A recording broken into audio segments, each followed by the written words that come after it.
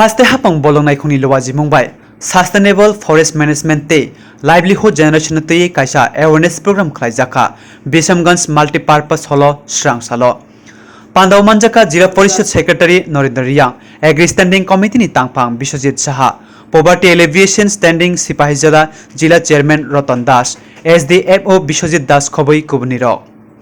Pandaw bufang wapang kainani te malmatari ni ti koklam salaika bufang wapang kaimani bisingtei jorawo wate nobar manai tongkhor kaham tongnai te malmatari we aji mulama kwar khlainani ti koklam salaijaka सभी leaders को SMC leaders को और जितना भी हमारा project का functional circle level में सभी को बुला के सब लेवल में एक awareness program about project orientation forest department का फंक्शनिंग स्टैटफॉर्म का फंक्शनिंग उसके बाद जेएफएसएस का रोल एसएमसी रोल उनका क्या फ़ायदा है ये दोनों प्रोजेक्ट्स हमारा फॉरेस्ट डिपार्टमेंट से और स्टैटफॉर्म प्रोजेक्ट से और आप लोग का इन्वॉल्वमेंट क्या रहेगा हमारा ये प्रोजेक्ट को सक्सेसफुली चलाने के लिए ये पूरा जानकारी करने के लिए हम ये प्रोग्राम डिवाइस किया था अकॉर्डिंगली इसी तरह का प्रोग्राम हर डिस्ट्रिक्ट में हर सब लेवल में पूरा थ्रू द स्टेट ये चल रहा है। इसमें फर्स्ट पॉइंट हम लोग फॉरेस्ट का डिपार्टमेंट का फंक्शन के बारे में आप लोगों को समझना चाहिए।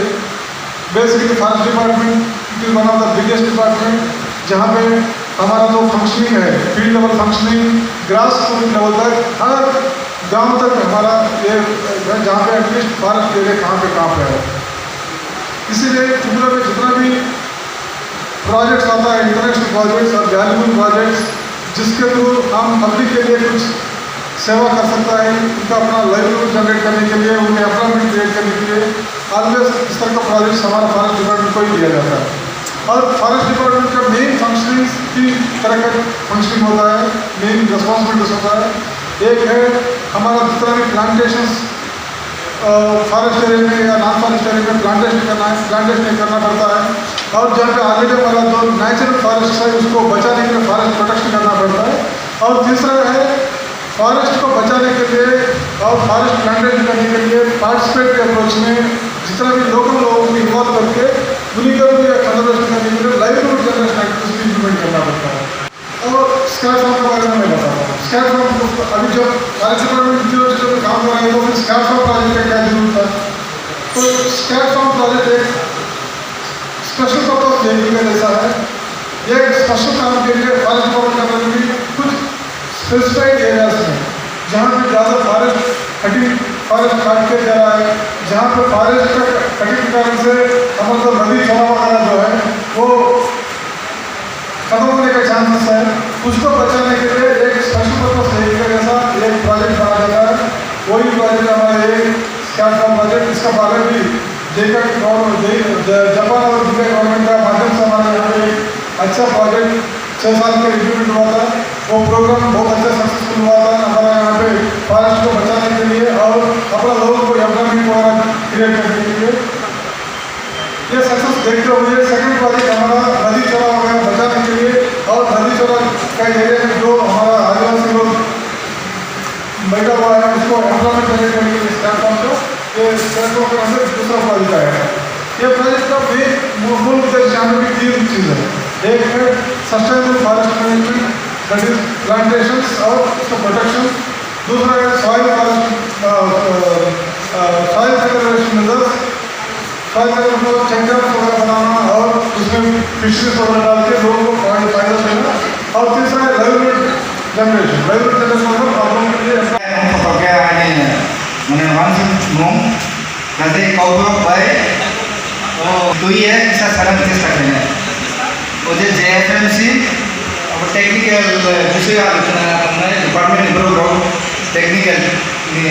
तो ये कौन सा है उनके बोलोंगे मैंने इन जनरल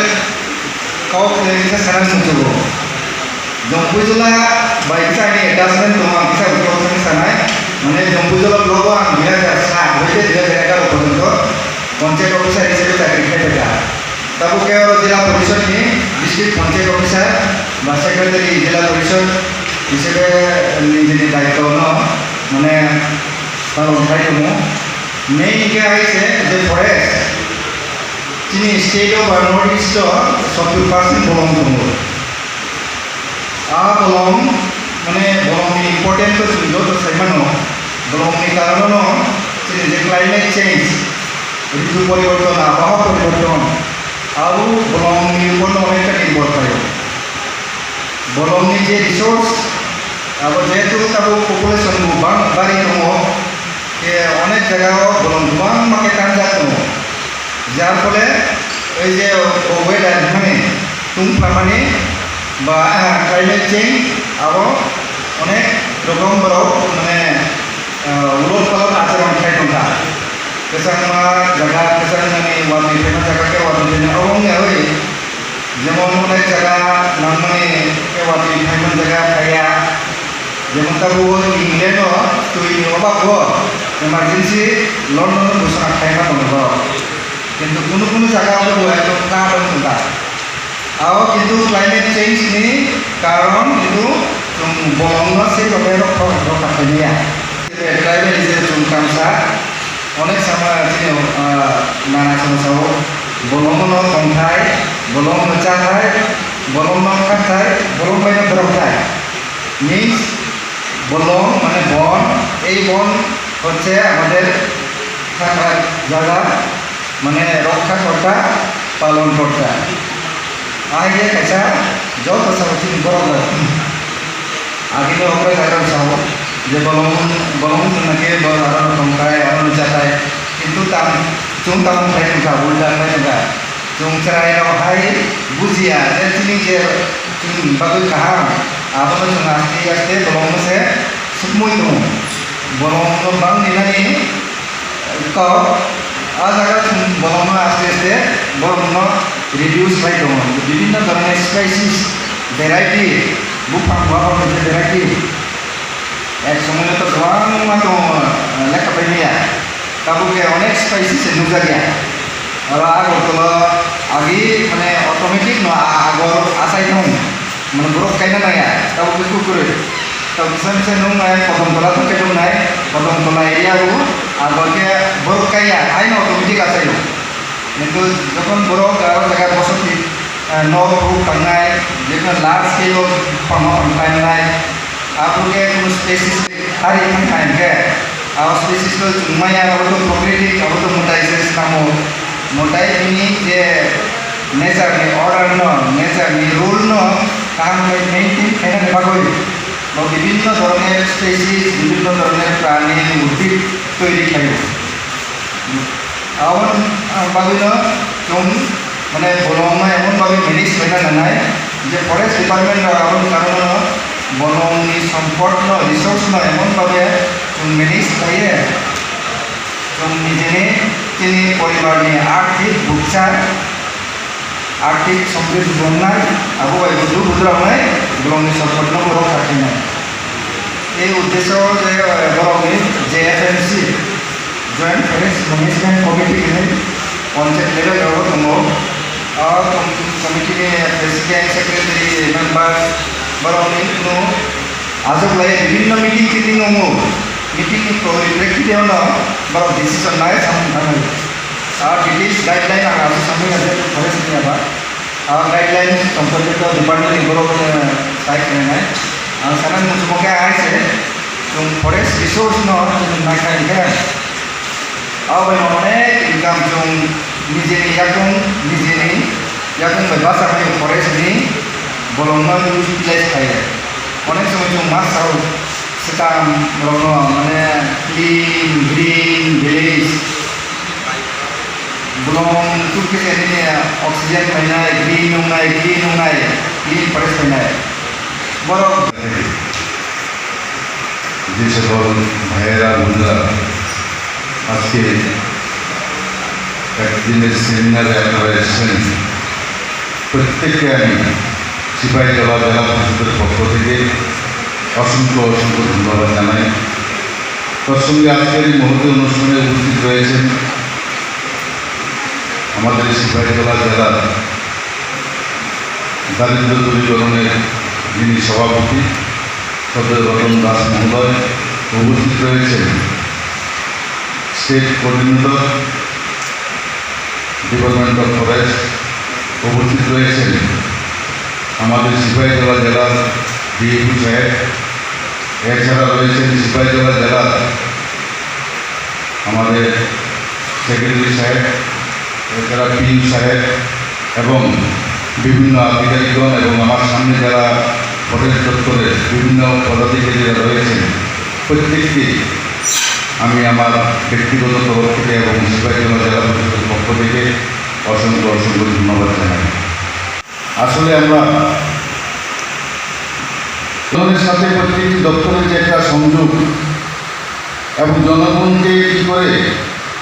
দপ্তর সম্পর্কে সরকারের যে উন্নয়নমূলক কাজগুলি আছে সেইগুলি নিয়ে আমরা কী করে জনগণের সামনে পৌঁছাবো এবং তাদের মধ্যে যে চেতনা, সেই চেতনাটা আমরা কী করে জাগ্রত করব। আমরা যদি সরকারের বাইরে, দপ্তরের বাইরে যারা আমরা জনসাধারণ আছি, জনসাধারণ যদি দপ্তরের সাথে সহযোগিতা না করে, তাহলে কিন্তু একটা সরকারের পক্ষে বা দপ্তরের পক্ষে আমাদের এই সমাজের মধ্যে বা আমাদের দেশের মধ্যে, আমাদের রাজ্যের মধ্যে কোনো উন্নয়ন সম্ভব হবে না। কারণ জনগণই হলেন আমাদের প্রধান হাতিয়ার। জনগণকে ছাড়া আমরা কখনো কোনো কিছু চিন্তাভাবনা, উন্নয়নমূলক চিন্তাভাবনা আমরা করতে পারি না। কারণ জনগণের মধ্যে রাখতে হবে, সেটার দায়িত্ব কিন্তু আমরা এখানে যারা আছি আমরা নেব। কিন্তু দপ্তরে যারা আধিকারিকরা রয়েছেন তারা কিন্তু আপনার বাড়ির পাশে বা রাস্তার পাশে সেগুলি লাগিয়ে দেবে। সেইগুলিকে রক্ষণাবেক্ষণ করে তুললে আমাদের সম্পদ হবে, আমাদের পাড়ার সম্পদ হবে, আমাদের পঞ্চায়েতের সম্পদ হবে। এগুলি আমাদের সম্পদ। আমাদের জন্য এই দপ্তরটা কাজ করছে সরকারের মাধ্যমে, সেগুলিকে আমাদেরকে বুঝতে হবে। আমরা বিগত দিনে এইভাবে মানুষকে নিয়ে আমরা কখনো দেখিনি। বিগত যে সরকার ছিল বা দপ্তরে তারা কিন্তু তখন এইভাবে মানুষের সামনে সেই কথাগুলি যে তুলে ধরেনি, যার পরিপ্রেক্ষিতে আজকে লক্ষ্য করে দেখুন ফরেস্ট দপ্তর আজকে নতুন হয়নি। বিভিন্ন এলাকাতে দেখুন আজকে ফরেস্ট দপ্তরে কোনো গাছ নেই, সব কেটে চৌচুর করে দিয়েছে। যার পরিপ্রেক্ষিতে গাছ কাটার ফলে আমরা যেমন ফল ফুল বিভিন্ন দিক থেকে আমরা আজকে পিছিয়ে আছি, তদ্রুপ আমাদের যে জলবায়ুর যে পরিস্থিতি, আমাদের অক্সিজেনের যে একটা ঘাটতি চলছে, সেইগুলিকে পূরণ করার জন্য আমাদেরকে গাছগুলিকে বাঁচিয়ে রাখতে হবে। গাছগুলি যদি বেঁচে থাকে তাহলে আমরা ফুল ফল থেকে শুরু করে এবং কাঠ থেকে শুরু করে আমরা অক্সিজেন থেকে শুরু করে ছায়া থেকে শুরু করে বিভিন্ন দিক থেকে আমরা উপকৃত হব। আমরা আজকে আপনাদের কাছে ফরেস্ট দপ্তরের পক্ষ থেকে বিভিন্ন চিন্তা আবেদন রাখবো, আপনারা এগিয়ে আসুন, ফরেস্ট দপ্তরের সাথে থাকুন। একমাত্র ফরেস্ট দপ্তরই পারে